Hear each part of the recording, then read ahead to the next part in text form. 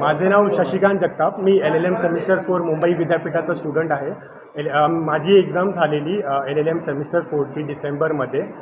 त्यावेळेला dissertation and वायवामध्ये मॅडमला आमचा वायवा झालेला. त्या वायवामध्ये माझा ते मॅडमचा पर्सनल काय प्रॉब्लेम, त्यांचा बिहेवियर नेचर होता ते मला माहीत नाही. त्यांनी मला चुकीच्या पद्धतीने मला त्याच्यामध्ये फेल केलं गेलं होतं. माझा वायवा आणि त्याच्यामध्ये फक्त मला एवढंच विचारण्यात आलं, तुझं नाव काय आणि तुझं टायटलचं प्रोजेक्ट काय आणि तू जाऊ शकतोस. आणि त्याच्यानंतर मी जेव्हा हे कंप्लेंट केली व्ही सीला मी रितसर लेटर दिलं. त्यांना सगळे ॲप्लिकेशन्स वगैरे केले. मग त्याच्यानंतर त्यांनी आम्हाला काही कमिटी सेटअप केली. कमिटीचं सेटअप जानेवारीमध्ये झाली. त्यावेळेस आमची सर्वांची चौकशीची झालेली. त्याच्यानंतर 4 महिने उलटून मग रिपोर्ट नव्हता आलेला. मग मी रजिस्ट्रारकडे BOEकडे गेलो. BOE मला म्हटलं की तुमचा रिपोर्ट आला आहे, तुम्ही रजिस्ट्रारकडून घ्या. रजिस्ट्रारकडे गेलो.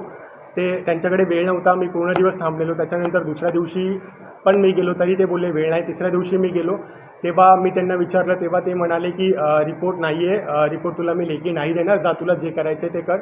तेव्हा त्यांच्या सिक्युरिटीने मला मारहाण केली, माझ्यावर शिवीगाळ केली.